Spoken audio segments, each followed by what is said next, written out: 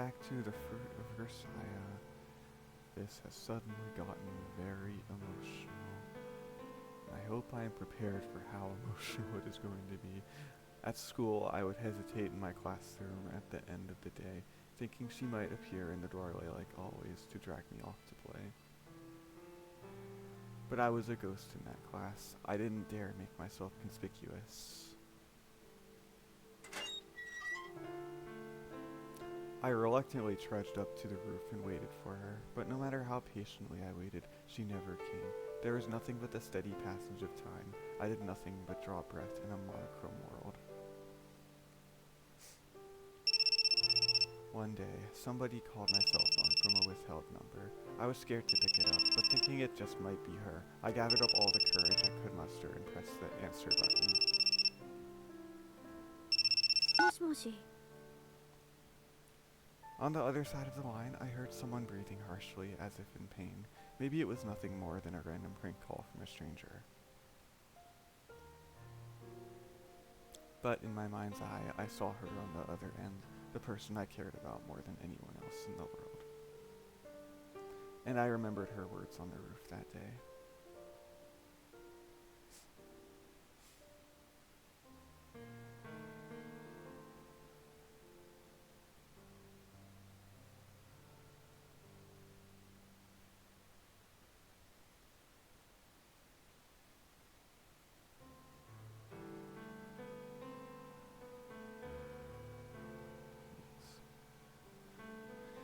Back then, I wasn't able to give her a proper response. I'd left so many things unsaid, I decided to convey those feelings to whoever this might be.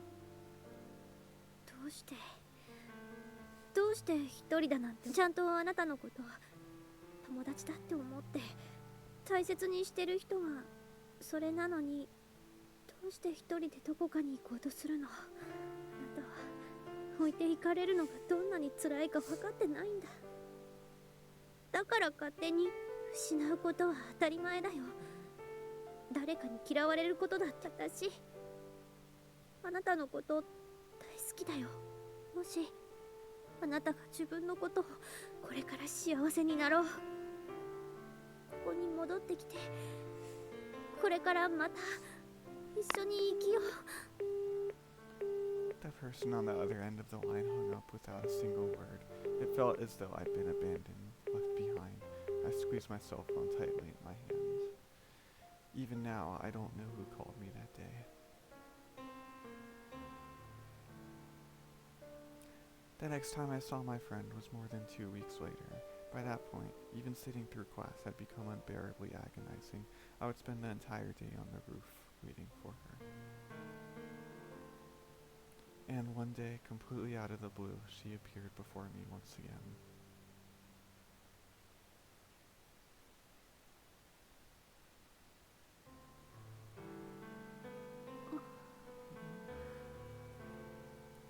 I couldn't say a word. There wasn't a trace remaining of the girl who had always laughed so happily.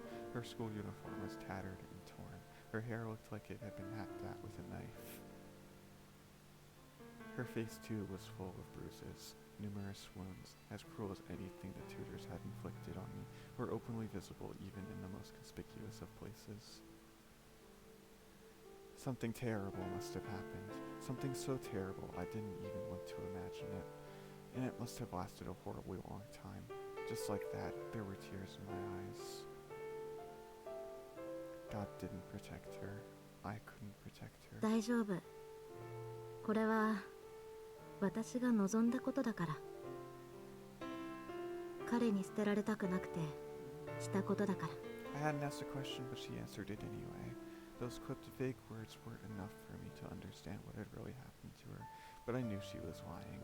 I knew many sad, horrible things must have happened, things she couldn't possibly have wanted to happen.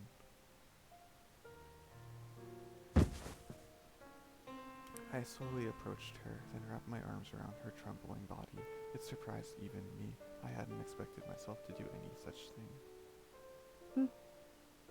ありがとう。そんなことない。そんなことあるよ。あなたは優しい子だよ。ねえ、噂は聞いてるでしょ？あれってその通りなんだ。まったくバカだと思うよ。In the classroom, my friend had 笑っていい become よ。 the subject of rumors. My classmates said she'd gotten to know a man decades older than her over the internet, a man with a wife and children. They said he treated her like his mistress. They said something about photos of her and that man getting scattered around the internet. They said he'd done terrible things to her. But none of it mattered to me. No matter what had happened, it didn't change the fact that she was my best friend. バカじゃないよ。そうだね。こんな私と仲良くしてくれるなんてバカかもね。そんなことないもん。私学校で嫌われてるんだ。友達もいないの。でもね、誰も相手にしてくれないからあなたと友達になったわけじゃないからね。あなたのことがいいなって思ったから友達になったんだからね。それだけは本当。でも信じてくれないよね。こんな私だもんね。I wanted to say, of course I know that, but my voice failed me. It felt as though a chunk of cardboard had wedged itself in my throat. I couldn't force out even a tiny squeak. 私はみちるのことを親友だってちゃんと思ってる。ごめんね。こんなに汚れた友達で。こんなんで本当にごめんね。I wanted to tell her that she wasn't filthy, but I couldn't say a word. All I could do was hug her tightly. 私彼のことが好き。彼がしろって言えばどんなことでもした。もういいよ。話さなくていい。大丈夫だよ。殴られても平気だった。何回でも頑張った。でももう限界。だってあの人はもう私のこと好きじゃないから。 She gave me another pretend kiss on my cheek. I closed my eyes and returned the gesture, watching the enclosed. Scraps of uniform danced in the wind like feathers fallen from the wing of a bird. She put her hands on the fence and swung herself gracefully over to the other side. みちる、もう私限界。あの人が私に興味のない世界になんて、あの人が存在しない世界になんていたくない。 Straddling the border between roof and sky, standing on the line that divided this world from the next, she spoke to me. A single thought ran through my dazed brain. It's just like the first time we met. 先に行くね。 I wanted to say, I'll come with you. You're not the only one, you know. I'm not interested in a world without you in it. So if you're going, I'll come along. Just don't leave me behind. Don't leave me here alone. I wanted to tell her, you joked that you loved me once, but I really do love you. That's the reason I'm still alive today. I wanted her to know, but I couldn't speak or move. My body felt like it was encased in concrete. I couldn't lift a single finger. さよなら、みちる。 I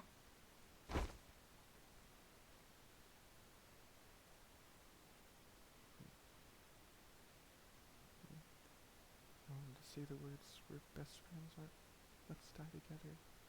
But instead, I just watched her in silence like a complete idiot. See, I was right.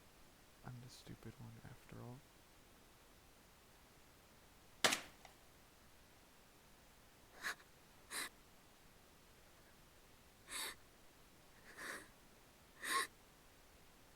I didn't know what to do.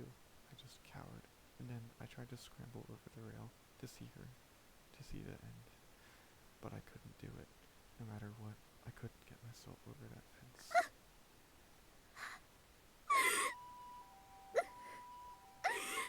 I could feel my feet giving way underneath me. I couldn't even keep myself upright. Why hadn't I died with her? I was right from the start. There was never a place for me here. Screwed up big this time, didn't I? Shouldn't have let myself think I could become a normal person. Shouldn't have thought I could find something like happiness.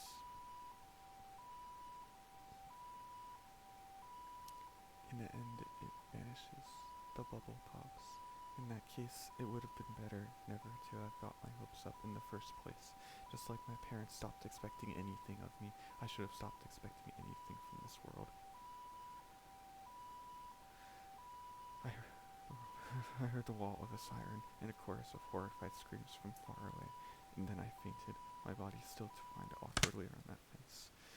Just before I lost consciousness, I heard a sound like the click of a television set falling silent. I don't know if it was a hallucination or not, but I heard it clearly.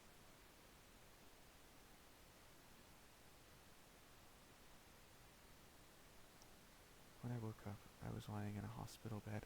It seemed I had been unconscious for quite a long time. Normally, there should have been police waiting at my bed to question me, but Dad took care of all that. Probably less out of concern for me than out of his desire to keep this troublesome situation from dragging on. I thought they'd discharge me soon enough, but I discovered that my chronic chest pain had grown dramatically more intense. My body was no longer physically capable of enduring a normal life.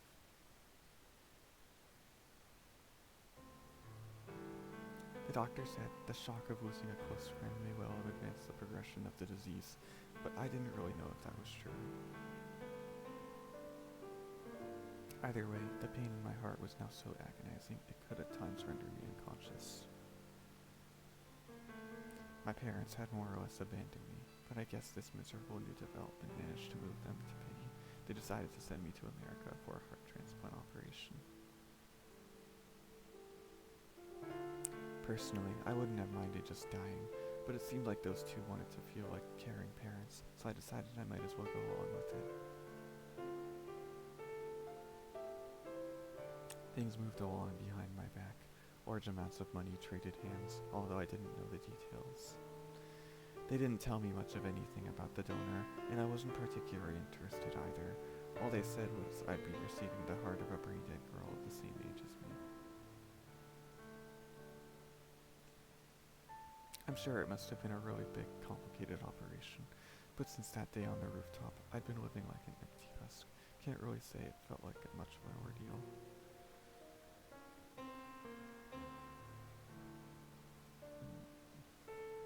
They carried me off on an airplane to a place where I couldn't understand a word anyone was saying. The doctor put me under anesthesia, and I fell asleep. Before I knew it, I was right back in Japan. It really did seem to happen in the blink of an eye. I didn't have time to feel much of anything.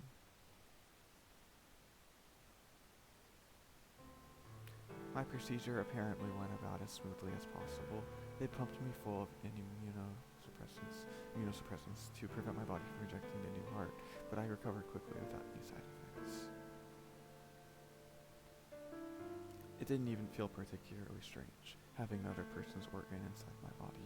Sometimes I almost doubted whether they'd really operated on me.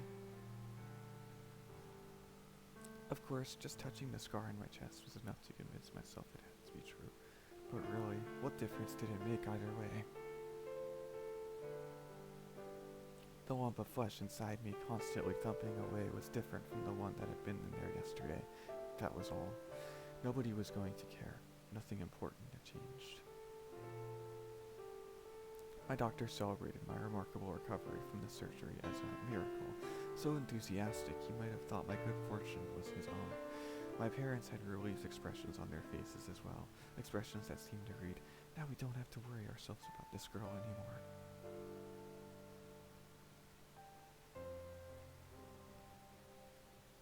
The many months I had spent in various hospitals came to an end, and I began to recuperate at home. That was when the first signs of the change began to appear. Apparently, I was saying uncharacteristic things to my parents. I was talking and behaving in ways I usually wouldn't, almost as if I'd become a completely different person. My parents were incredulous at first, half suspecting some kind of elaborate prank, but as they knew, I wasn't exactly a practical joker by nature. I wasn't consciously aware of any of this. My alternate personality came at the price of gaps in my memory. Maybe I was sleepwalking or turning into a different person without even realizing it.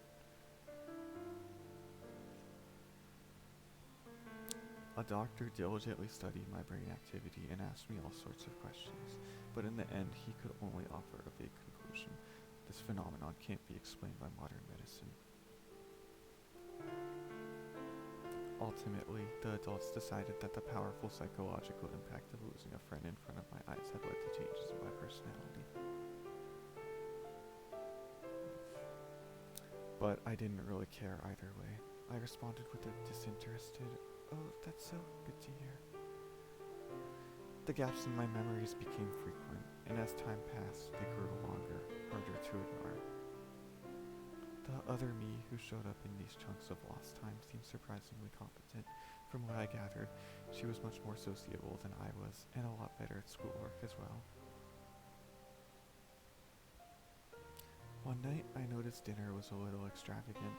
Dad smiled across the table and told me it was a reward for trying so hard at my studies lately. It was kind of a strange experience, but I didn't really mind.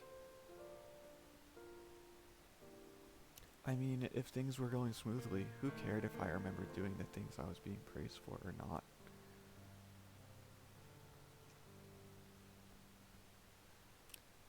As this pattern continued, I found myself acquiring a number of friends as well. Of course, I'd gotten to know them during the blank spaces in my memories, so I didn't really know what sort of people they were. Without any effort on my part, lots of people began greeting me in a friendly tone on the road to school. After saying hi, they'd usually ask, "What's wrong? Not feeling so good today?" Seems like they saw the usual me as the sick Michiru, and the person who showed up in those blank periods of lost time as the normal, cheerful Michiru. どうした？具合が悪そうだな。 I was lying down in my room one evening when Dad stopped by to check up on me. らしくないぞ。いつもの元気な道路見せてごらん。 Not knowing what else to do, I forced a strained smile onto my face. 大丈夫。明日には元気になっているさ。今日のお前とはさよならだな。 Smiling, Dad left the room and closed the door behind him. And all of a sudden, an image flashed into my head, an image of a girl frozen in flight. It was the girl who'd left me so abruptly, my best friend who'd abandoned this world. Her final goodbye echoed inside my head, rebounding off the walls of my skull. The word was terribly sharp.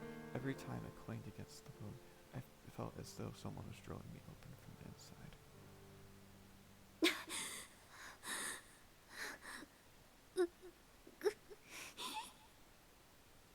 Trembling with fear and pain, I dove into my bed in search of refuge. Greasy sweat broke out on my forehead.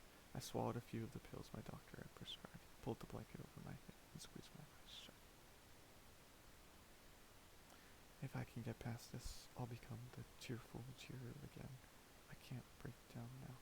I silently repeated those words to myself. And soon enough, drowsiness wrapped me up in a thick, sticky cocoon, blanket and all. Finally, I'll be able to sleep. I'll pull through after all. It was just as those thoughts were running hastily through my mind, just as I stood on the border between reality and dreams, when I heard the unfamiliar voice from outside my blanket.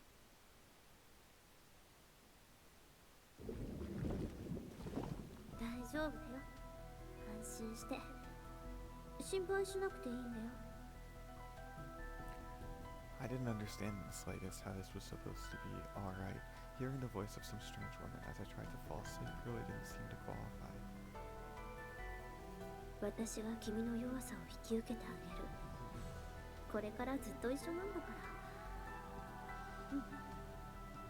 親友だろ。 The instant I heard those words, I felt my heart pound violently. A sharp, white-hot pain spread from my chest throughout my entire body as if traveling through my blood vessels. 親友なんて言わないで。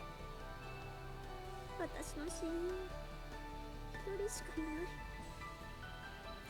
一人しかいらない。 I remember the doctor offhandedly mentioning a phenomenon known as cellular memory. In her cases, patients receiving heart transplants had seemed to inherit aspects of the previous owner's taste or memories. Maybe it was true. Maybe it had happened to me. No, this wasn't anything so minor. The former owner's entire personality had slipped inside me, completely distinct from my own, and now she was talking to me, declaring herself my best friend. I wasn't about to put up with that. Another best friend was the last thing I wanted. あなたなんて大嫌い。勝手なこと言わないで。 Throwing off the covers, my pulse pounding in fear of my own body, I shouted at the disembodied voice. 大丈夫だよ。私が助けてあげるから。助けてなんて欲しくない。私を助けられるのはあの子だけなの。 I couldn't even tell if this was reality or some insane nightmare. My terror escalated into frenzy. I ripped out clumps of my own hair, bit my own arms, and kicked things all over the room until my feet bled. But it wasn't enough. I grabbed a box cutter from my desk, grasped it tightly in my hands, and listened carefully, trying to figure out where the voice was coming from.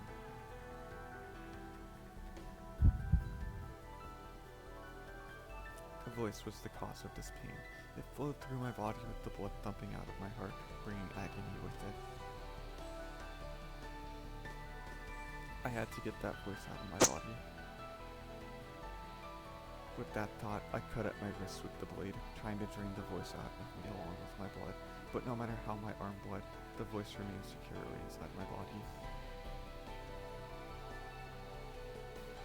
In that case, I had no choice. I needed to uproot it directly. I needed to get rid of that foreign entity pulsing away inside me.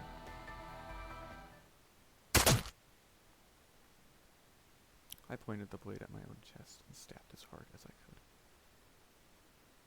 It wasn't the sharpest blade, but it broke the skin easily enough. Slowly, it gouged its way through my flesh, just a little further, and I'd reached the heart. The invasion would be over soon.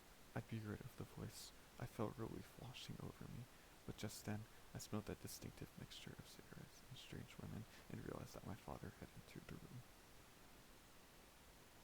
どうした、ミチル。なぜだ。 Before I knew it, my room had become a disaster scene. The shattered and torn remnants of my belongings stained dark red with splashes of fresh blood. The box cutter fell from my hands and hit the ground with a dull thud. The sound abruptly brought me back to reality. Dad's familiar face was so contorted that he looked like an entirely different person. I had to smile, had to reassure him. But different words came out of my ねえ mouth. パパ、私壊れちゃったの。 Dad hugged me closely for the first time in many years, but it was very different from that girl's embrace. Even though he was holding me close, I could feel a vast chasm looming between us.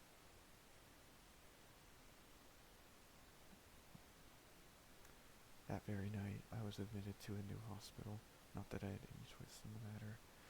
It was very quiet there. All the patients were tranquil and sedate. Sometimes I felt as though I'd wandered into some forgotten corner of the afterlife.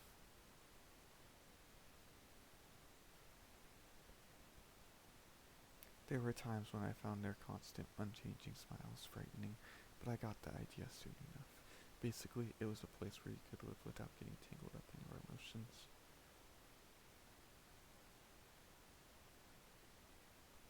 You could pass the time peacefully, thinking about nice things. To put the opposite spin on it, in that place you weren't allowed to think about anything else. The medicine they gave me there made my mind feel pleasantly clear. My other personality stopped emerging entirely. It was like living inside a tightly closed music box, boring but very peaceful. I stayed in there for a long time. I didn't talk with anyone. For the most part, I just stood quietly by the wall, trying not to stand out, trying to shrink myself down to the point where the world would overlook me.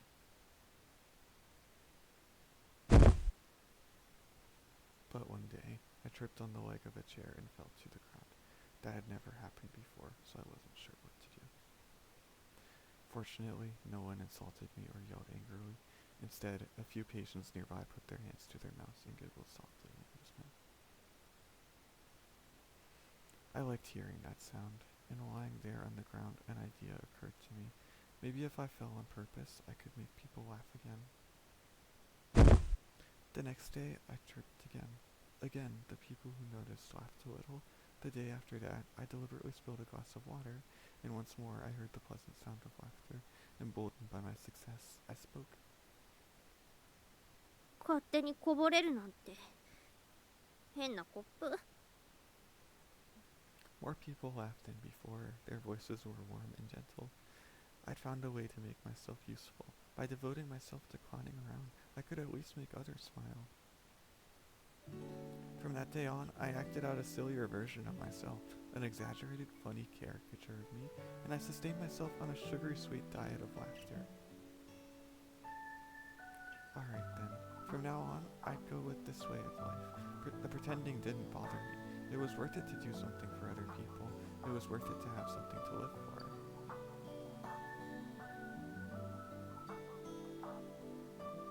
Nobody had appreciated me before because I wanted them to like the real me.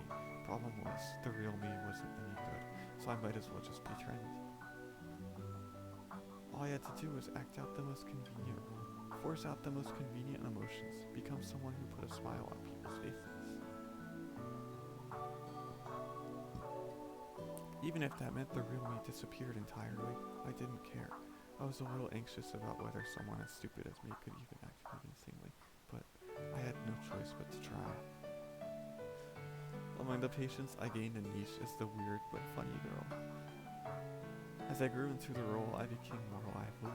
In time, the doctors decided I was on my way to a full recovery and politely ejected me from the hospital.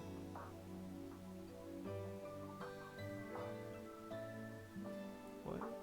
I lost my place in the world, but my parents soon found me another.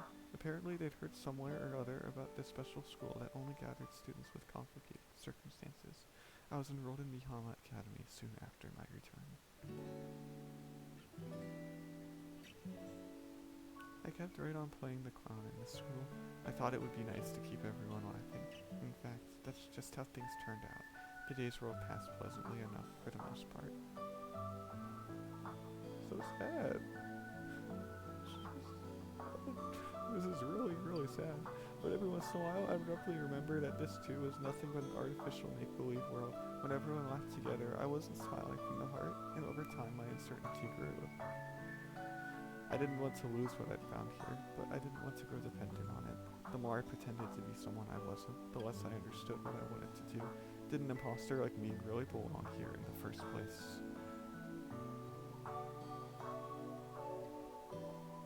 It felt like I was living in an ant lion's pit. There was nowhere else for me to go, no way out of the rut. All I could do was struggle not to fall. それが私なの。 Oh, not another tragic backstory. Having delivered her lengthy story in one interrupted sitting, Michiru finally pauses, her face lined with fatigue. 薬で自分の知らない自分を抑えて人の顔色を伺って生きているのが私。そんな私を抱いてくれてありがとう。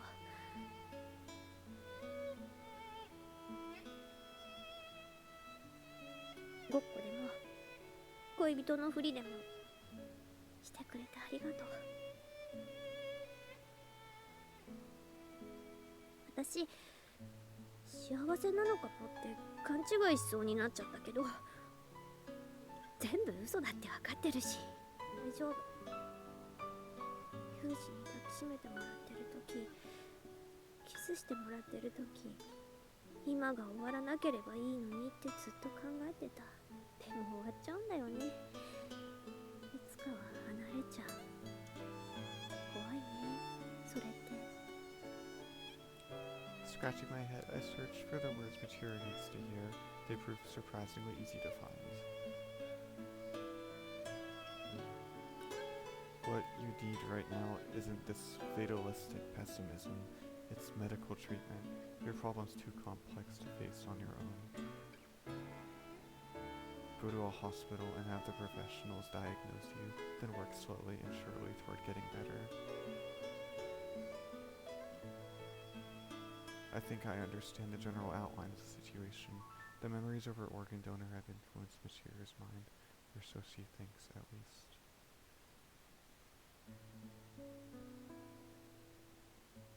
It's not a common phenomenon, but apparently it's not entirely unprecedented either. Whatever the case may be, what the girl needs is appropriate treatment in an appropriate setting. うん。どうしても病院に行かなくちゃダメ。I'd strongly recommend it. I doubt they'll keep you there longer than a week for an examination like this. I'm worried about you. 心配か。本当なら嬉しいな。Why would I lie? I didn't dislike that make-believe game of yours. I probably could have found another way to occupy myself, but spending time with you was, well, enjoyable. 本当に I'm not lying. How many times do you want me to make me say the exact same thing? Make me say ごめんなさい。 the exact だ same って thing. 私といて愉快って思ってくれるなんて嬉しくて。 I don't want you to disappear on me, Michiru. I'd find that unpleasant. 困る？どうして？ This is seriously the last time I'm going to repeat myself, because the time I spent with you wasn't half bad. うん。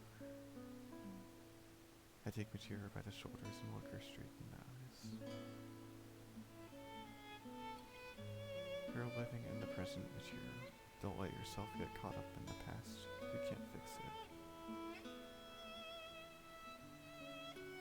What's done can't be undone, but the future's still yours to shape. Incredibly obvious, yes, but it doesn't hurt to keep that in mind. Right now, your future is on the line. You need to take control of it.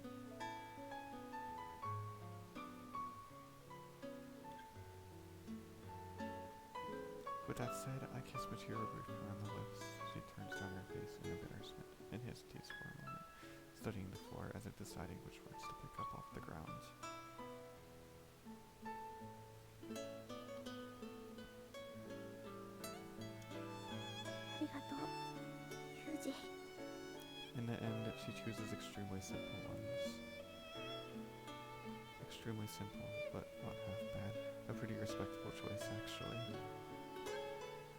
ユージがそう言うなら明日にでも検査に行く。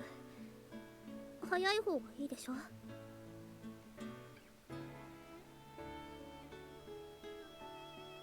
True. Leave the arrangements with the hospital to me. I'll get something worked out. ありがとう。ごめんね、迷惑かけて。 You're not a nuisance. But if you're feeling guilty anyway, you can show me your gratitude once you're feeling better. エッチなことで。 No, don't be an idiot. 冗談。ねえ、できれば明日の朝早くにここを出て病院に行きたい。 I don't mind, but why? 他の子に見られたら恥ずかしいじゃない。だからそれだけ5時でお願いします。 Sure, not a problem. For now, you should get some rest. うん、わかった。ねえキなんて言わないんだからね。 She delivers this line in such a subdued, quavery tone of voice that I can't help but laugh. Yeah, I got it. Alright then, I'll see you tomorrow. またね。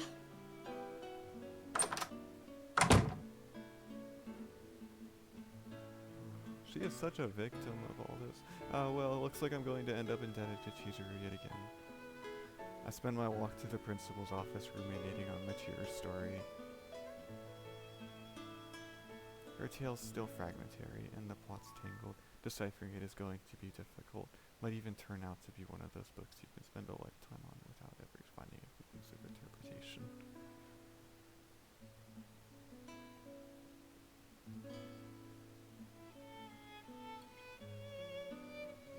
But even so, I decided to keep turning the pages. Why? because it feels like the thing to do. Simple as that.